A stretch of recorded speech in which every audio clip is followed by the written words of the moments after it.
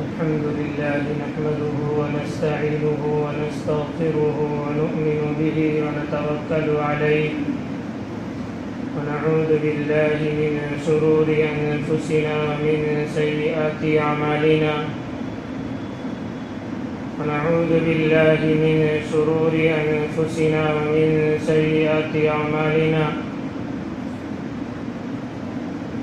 ونعوذ بالله من شرور أنفسنا ومن سيئات أعمالنا من يهده الله فلا مضل له ومن يضلله فلا هادي له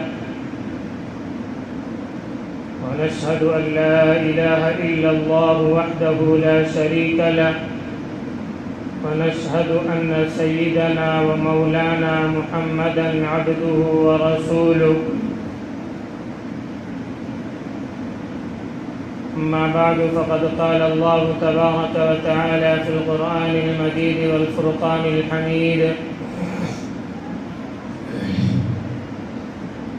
سبحان الذي أسرى بعبده ليلا من المسجد الحرام إلى المسجد الأقصى الذي باركنا حوله لنريه من آياتنا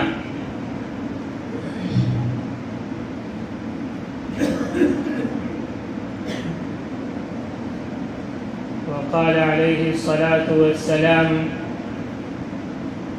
إذا فسد أهل الشام فلا خير فيكم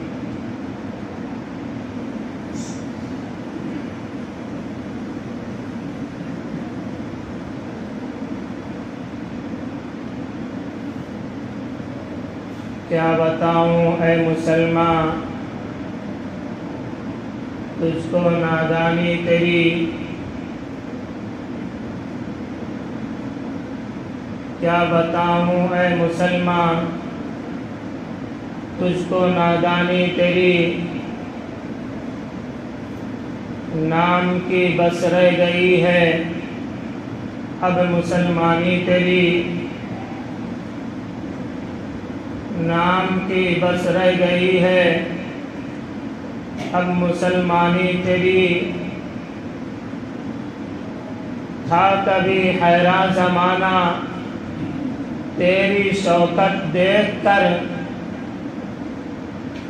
تھا کبھی حیران زمانہ تیری شوکت دیکھ کر ہو گئی ضرب المثل عالم میں حیرانی تیری ہو گئی ضرب المثل عالم میں حیرانی تیری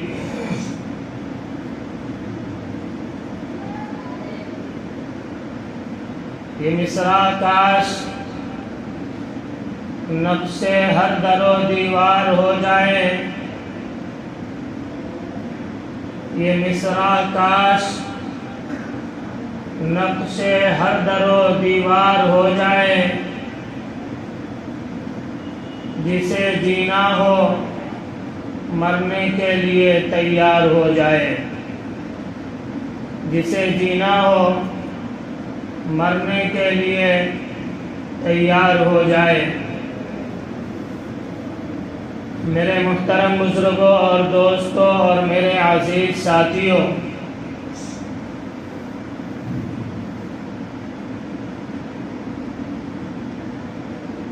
آج ملک شام فلسطین ارض مقدس کے حالات تقریباً 1 مہینے سے زائد کا عرصہ ہو چکا ہے وہاں کے جو حالات بنے ہوئے ہیں یہودی صہیونی اسرائیلی باطل طاقتیں جتنی بھی ہیں جو مظالم ان فلسطینی مسلمان مظلوم بھائیوں کے اوپر جو مظالم ڈھائے جا رہے ہیں جو ویڈیوز ہمارے سامنے اور جو اخبارات کی رپورٹ ہم اپنی نگاہوں سے پڑھتے اور دیکھتے ہیں وہ سب کے سامنے کوئی ڈھکی چھپی چیز نہیں ہے، وہ ایک کھلی ہوئی کتاب ہے۔ دیکھ رہے ہیں ہم سب حالات، کس طرح کا وہاں کا ماحول بنا ہوا ہے، کس طرح سے ظلم کا شکار انہیں بنایا جا رہا ہے۔ ان کے اوپر کھانے پینے کی اشیاء کو بند کر دیا گیا، آمد و رفت کی ساری جتنی بھی چیزیں تھی اور جتنے دروازے تھے سارے دروازے بند کر دیے گئے۔ آپ اپنے لاک ڈاؤن کے زمانے کو یاد کر لیں ذرا سا۔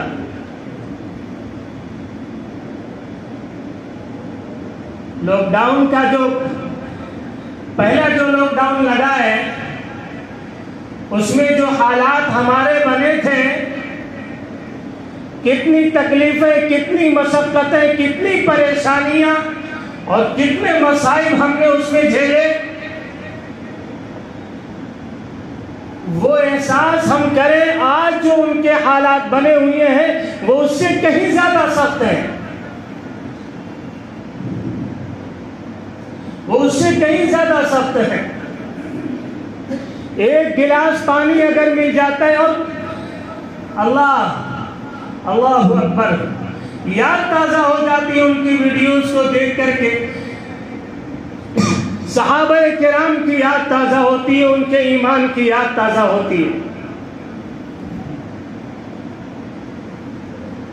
ہمارا اور آپ کا ایمان ان کے مقابلے میں کوئی حیثیت ہی نہیں رکھتا ہے۔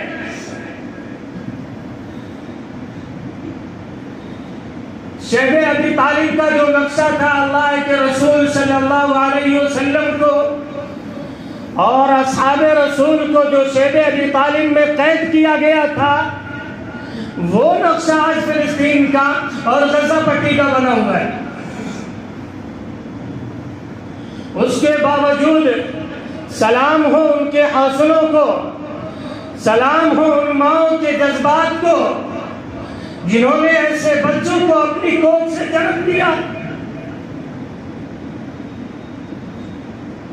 کہ اپنے 3 سال 4 سال کے معصوم شہید بچے کو اپنے ہاتھ میں اور اپنی گود میں اٹھا کر کے ایک نوجوان اللہ سے فریاد کرتا ہے، رضیت یا رب، رضیت یا رب، رضیت یا رب، میرے پروردگار میں نے اپنے معصوم بچے کی شہادت کو تیرے حضور میں پیش کیا ہے، کیا اس حال میں تم مجھ سے راضی ہے؟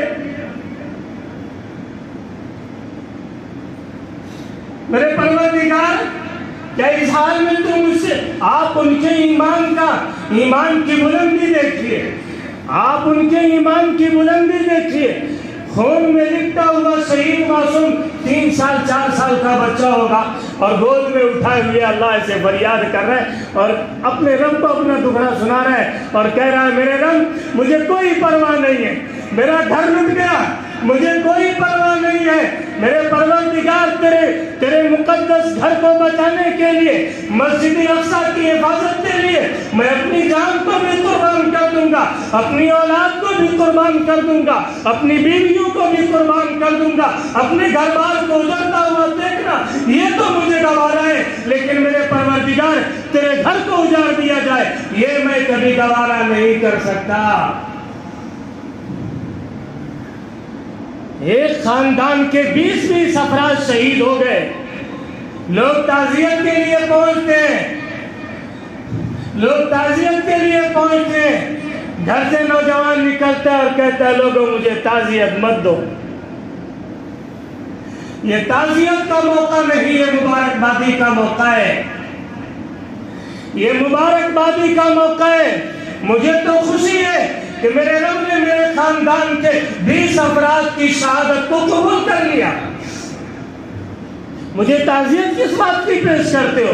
مجھے مبارکبادی دو کہ میں اس 20 افراد کے شہیدوں کا ایک اکلوتا بچہ ہوا ہوں، میں نے ان سب کو قربان کیا، مجھے مبارکبادی پیش کرو۔ اللہ اکبر، یہ ان کے جذبات ہیں، یہ ان کے جذبات ہیں، ان کے ایمان کا کیا کہنا۔ اللہ اکبر۔ یہ کس لیے کر رہی ہے؟ یہ لڑائی کس چیز کی ہے؟ یہ جنگ کس چیز کی چل رہی ہے؟ یہ در حقیقت جنگ جو ہے مسجد اقصی کے بازیابی کی ہے، بس اور کچھ نہیں۔ کس کی جنگ ہے؟ مسجد اقصی کی بازیابی کی، جس پر یہودیوں کے ناپاک ارادے، جس کو مسمار کرنے کے ہیں، جس کو ڈھانے کے ہیں، اور جس مسجد اقصی پر ہیکل سلیمانی کا منصوبہ وہ بنائے ہوئے ہیں، یہ اس کی جنگ چل رہی ہے۔ یہ کوئی سیاسی جنگ نہیں ہے، یا کوئی صرف اور صرف زمینی جنگ نہیں ہے، اور کسی خطے اور علاقے کی جنگ نہیں ہے۔ یہ جنگ اور یہ لڑائی اور یہ معرکہ، یہ مسجد اقصی کا معرکہ ہے، جس کے لیے ہمارے مظلوم فلسطینی بھائی اپنی سب کچھ قربانیاں پیش کر رہے ہیں۔ اللہ ان کی قربانیوں کو قبول فرمائے اور اس میں ہمارا حصہ بھی عطا فرمائے۔ اللہ ہم سے بھی ایسی قربانیاں لے لے، ایسی توفیق عطا فرمائے۔ یہ زندگی کوئی زندگی ہے؟ یہ جینا کوئی جینا ہے؟ کھانے پینے کے لیے جینا، عیش و عشرت کے لیے جینا، زندگی میں مزے اڑانے کے لیے جینا، عیش و طرب کے لیے جینا، اپنے بیوی کے لیے، اپنے بچوں کے لیے جینا، یہ کوئی جینا ہے؟ زندگی تو کتے اور سور بھی جیتے ہیں۔ یہ ایمان والوں کی زندگی نہیں ہو سکتی، ایمان والوں کی زندگی نہیں ہو سکتی۔ یہ نقشہ کاش، یہ مصرع کاش ہر نقش در و دیوار ہو جائے، یہ مصرع کاش نقش ہر در و دیوار ہو جائے، جسے جینا ہو، جسے جینے کی تمنا ہو، جسے جینا ہو مرنے کے لیے تیار ہو جائے۔ جینا اگر ہے تو مرنے کا عزم کیجیے، اور یہ دنیا کی تاریخ ہے۔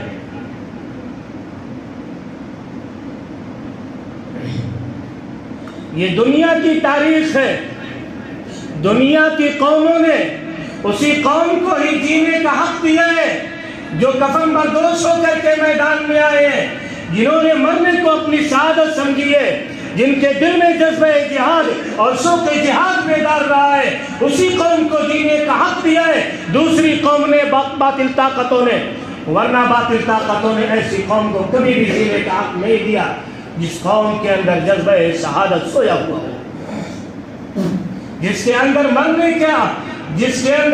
کا جذبہ سو گیا ہو، اس قوم کو باطل طاقتیں کبھی جینے کا حق نہیں دیتی۔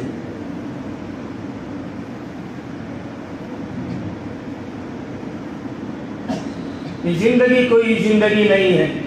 ہم عزم پیدا کریں، ہمارا جینا، ہمارا مرنا یہ اللہ کے لیے ہوگا، یہ اللہ کے گھر کے لیے ہوگا، اس کی حفاظت کے لیے ہوگا۔ ہمارے خون کا ایک ایک قطرہ جو بہے گا وہ مسجد اقصی کی حفاظت کے لیے بہے گا۔ ہماری زندگی کی جو ایک ایک سانس ہوگی وہ مسجد اقصی کے لیے ہوگی، اس کی حفاظت کے لیے ہوگی۔ یہ عزم پیدا کر رہے ہیں، آپ ارادہ کر رہے ہیں؟ ارے بھائی ہاں تو بولیے۔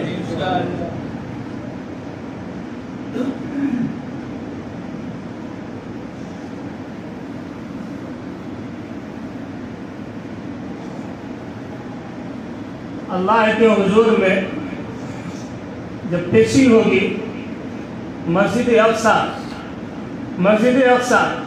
جس پر صہیونیوں کا اور یہودیوں کا جس پر تسلط ہے، جب یہ مسجد اقصی اللہ کے حضور پیش ہوگی اور آپ بھی کھڑے ہوں گے تو یہ مسجد اقصی کہے گی میرے پروردگار یہ وہ لوگ ہیں، یہ وہ مسلمان ہیں جن کے سامنے میری حرمت کو پامال کیا گیا، جن کے سامنے میرے تقدس کو پامال کیا گیا، اور ان کے کانوں پہ چیز کیوں نہیں ریکھتی؟ پیشانی پر کبھی پسینہ نہیں آیا، ان کے دلوں میں کبھی میری حفاظت کی انگڑائیاں ان کے دلوں میں کبھی پیدا نہیں ہوئی۔ میرے پروردگار یہ وہ ظالم مسلمان ہے۔ کیا جواب دیں گے ہم؟ کیا جواب دیں گے ہم؟ مسجد اقصیٰ کی حفاظت کی ذمہ داری یہ صرف فلسطین کے مسلمانوں کی ہے؟ یہ مسئلہ صرف ان کا ہے، انہوں نے ہی بیڑا اٹھایا ہے۔ یہ مسئلہ پوری امت مسلمہ کا مسئلہ ہے۔ مسجد اقصیٰ کی حفاظت، مسجد اقصیٰ کی حفاظت کا مسئلہ صرف فلسطین کے مسلمانوں کا مسئلہ نہیں ہے، یہ مسئلہ پوری امت مسلمہ کا مسئلہ ہے، اور پوری امت مسلمہ کو اور مسلم حکمرانوں کو سنجیدگی کے ساتھ میں اس مسئلے پر غور کرنا پڑے گا، ورنہ قیامت کے دن میرے رب کے سامنے کھڑے ہو کر کے جواب دینے کے لیے تیار ہو جائیں۔ آج سارے مسلم حکمرانوں کے اوپر سناٹا طاری ہے، دو چار کو چھوڑ کر کے سارے مسلم حکمرانوں کے اوپر سناٹا طاری ہے۔ 1 مہینہ ہو گیا، 1 مہینہ ہو گیا، ابھی تک جنگ بندی نہیں ہوئی، صرف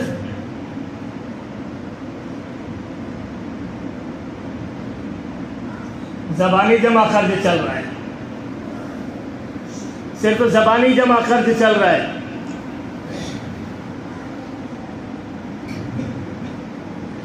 باطل طاقتوں سے مقابلے کے لیے جب تک ان کی آنکھ میں آنکھ ڈال کر کے بات نہیں کی جائے گی تب تک یہ باطل طاقتیں پیچھے ہٹنے والی نہیں ہے۔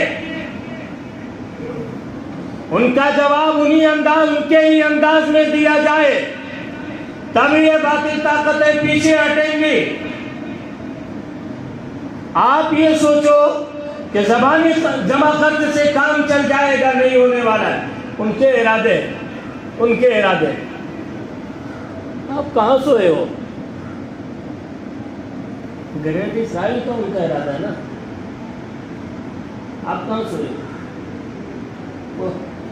مسلم حکمراں یہ سمجھ رہے ہیں، مسلم حکمراں یہ سمجھ رہے ہیں کہ یہ مسئلہ صرف فلسطین کا اور غزہ پٹی کا ہے۔ مسئلہ صرف فلسطین اور غزہ پٹی کا نہیں ہے، یہ بات بالکل اپنے خیال اور دماغ سے نکال دیجیے۔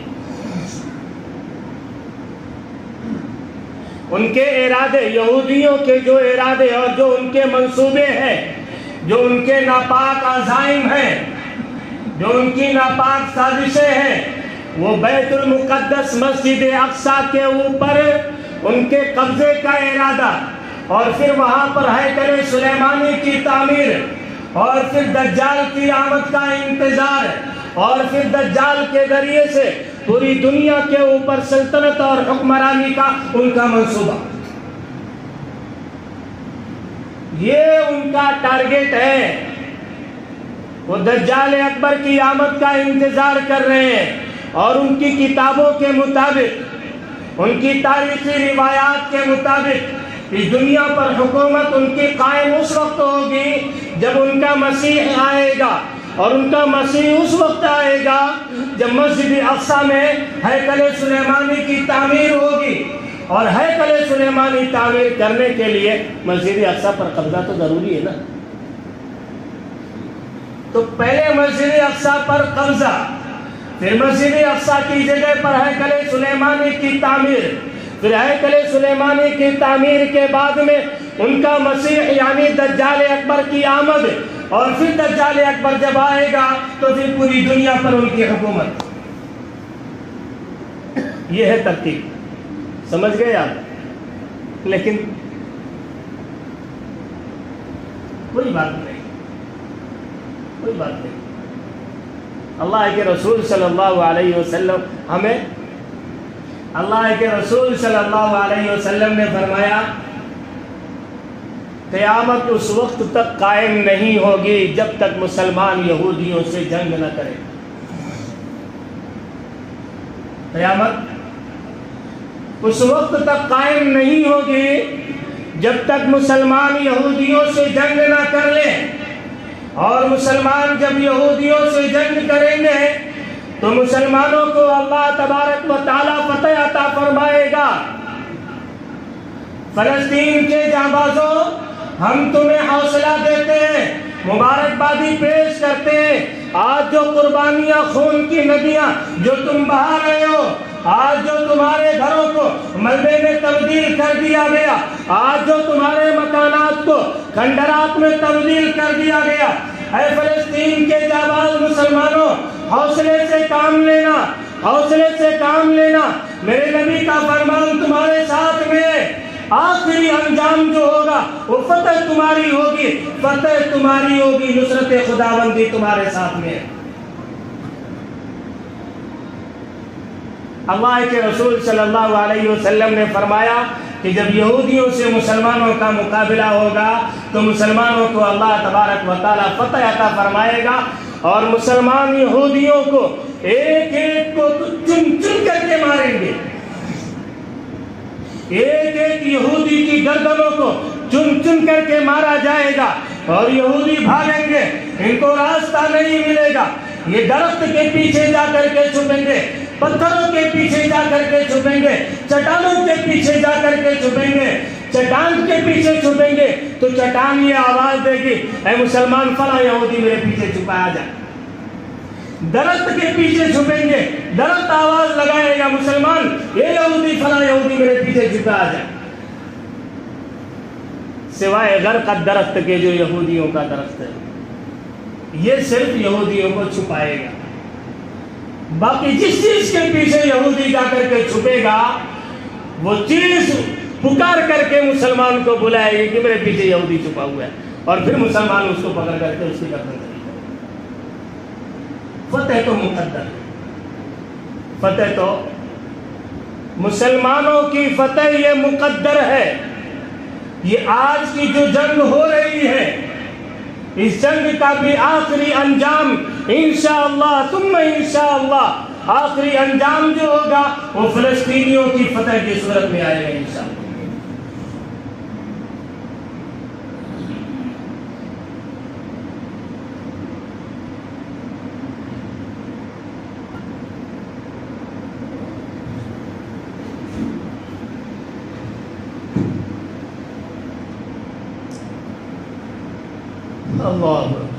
وما لكم لا تقاتلون في سبيل الله والمستضعفين من الرجال والنساء والولدان الذين يقولون ربنا اخرجنا من هذه القرية الظالم أهلها واجعل لنا من لدنك وليا واجعل لنا من لدنك نصيرا. مسلمانوں میں یہ بزدلی کہاں سے آ گئی؟ مسلمانوں میں یہ بزدلی کہاں سے آ گئی؟ یہ کم ہمتی کہاں سے آ گئی؟ قرآن کریم کہتا ہے وَمَا لَكُمْ لَا تُقَاتِلُونَ فِي سَبِيلِ اللَّهِ وَالْمُسْتَضْعَفِينَ مِنَ الرِّجَالِ وَالنِّسَاءِ وَالْوِلْدَانِ. میرے بندو تم کو کیا ہو گیا ہے؟ أَرَضِيتُمْ بِالْحَيَاةِ الدُّنْيَا مِنَ الْآخِرَةِ. کیا تمہیں مر کر کے میرے پاس میں آنا نہیں ہے؟ کیا ہاسپٹل کے بیڈ پر مرنا تمہیں پسند ہے؟ چوڑیاں پہن لو اگر بستر پر مرنا چاہتے ہو. یہ مردوں کا سیوا نہیں ہے، یہ مجاہدوں کا سیوا نہیں ہے. مجاہدوں کا سیوا وہ ہے جو فلسطین کے مسلمان آج کر کے دکھا رہے ہیں، جو ٹینکوں کے سامنے کھڑے ہوئے ہیں، جو توپوں کا مقابلہ کر رہے ہیں، جو گولیوں کے سامنے اپنے سینوں کو کھڑا کر کے رکھتے ہیں. مردوں کا کام یہ ہوا کرتا ہے، مردوں کا کام یہ ہوا کرتا ہے. من المؤمنین رجال صدقوا ما عاهدوا الله علیہ فمنهم من قضى نحبه ومنهم من ينتظر وما بدلوا تبدیلا، وما بدلوا تبدیلا. قرآن کریم نے صحابہ کرام کا نقشہ کھینچا ہے، من المؤمنین رجال صدقوا ما عاهدوا اللہ علیہ۔ یہ وہ مرد ہیں، یہ وہ مرد لوگ ہیں جنہوں نے اللہ سے اپنے عہد و پیمان کو پورا کر کے دکھایا، جو انہوں نے اللہ سے عہد و پیمان کیا تھا کہ میرے پروردگار میری زندگی اور میرا مرنا یہ صرف تیرے لیے ہوگا۔ جو انہوں نے اللہ سے عہد و پیمان کیا تھا وہ میدان کارزار میں، بدر و حنین میں، جنگ احد میں، جنگ خیبر میں، جنگ خندق میں، بدر میں انہوں نے کر کے دکھایا اور اللہ سے اپنے وعدے کو پورا کر کے دکھایا۔ قرآن کریم نے کہا من المؤمنین رجال صدقوا ما عاهدوا اللہ علیہ، اللہ سے جو انہوں نے عہد و پیمان کیا تھا وہ انہوں نے پورا کر کے دکھایا۔ فَمِنْهُمْ مَنْ قَضَى نَحْبَهُ وَمِنْهُمْ مَنْ يَنْتَظِرُ، تو ان میں سے تو کچھ لوگ وہ ہیں جو میدان کاردار میں جام شہادت کو نوش کر چکے، ان میں سے کچھ لوگ تو وہ ہیں جو میدان شہادت، میدان کارزار میں شہادت کا جام پی چکے۔ وَمِنْهُمْ مَنْ يَنْتَظِرُ، اور اس میں سے کچھ صحابہ کرام تو وہ ہیں جو بھی انتظار کر رہے ہیں، جو بھی انتظار کر رہے ہیں شہادت کا۔ اللہ اکبر۔ یہ نقشہ 1400 سال پہلے صحابہ کرام کا قرآن کریم میں رب نے کھینچا، سیم نقشہ آج فلسطین کا بنا ہوا ہے۔ کچھ لوگ تو وہ ہیں جو جام شہادت پی چکے اور کچھ لوگ آج بھی انتظار میں بیٹھے ہیں، باطل کا مقابلہ کر رہے ہیں۔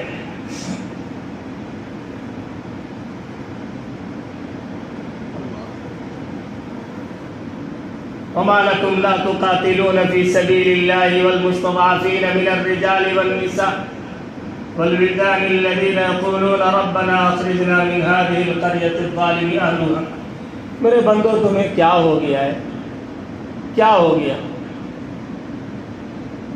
وما لكم لا تقاتلون في سبيل الله، کیا ہو گیا؟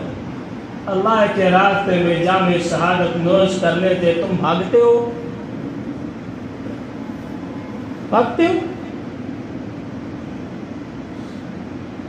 وہ لذت صحابہ کرام نے جام شہادت کیا، انہوں نے محسوس کیا۔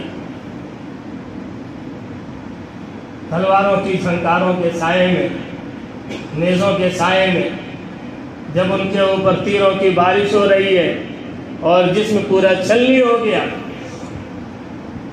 جسم پورا چھلنی ہو گیا، اور آواز کیا آ رہی ہے؟ فزت ورب الکعبہ، میرے پروردگار میں کامیاب ہو گیا۔ کیا؟ فزت رب الکعبہ، میرے پروردگار میں کامیاب ہو گیا۔ میرے اللہ یہ کون سی کامیابی ہے؟ میرے اللہ یہ کون سی کامیابی ہے؟ ہم لوگ تو دنیا کے نقشوں میں کامیابی تلاش کر رہے ہیں، ہے نا؟ اللہ کہتا نہیں، سچ اور حق جو کامیابی ہے وہ یہی ہے۔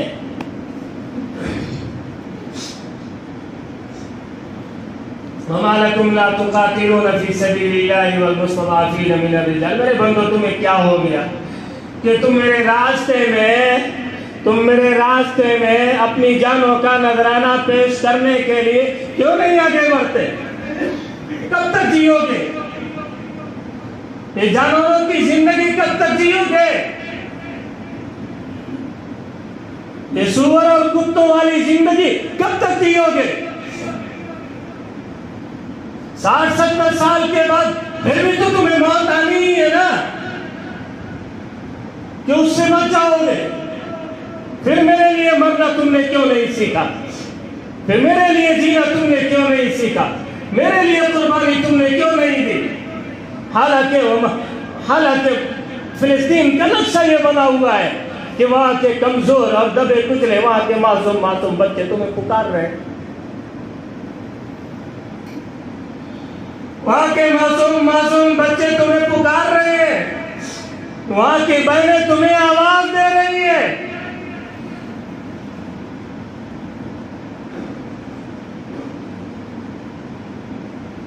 پکار رہی ہے کہ محمد بن قاسم ہے آج اس امت میں کوئی،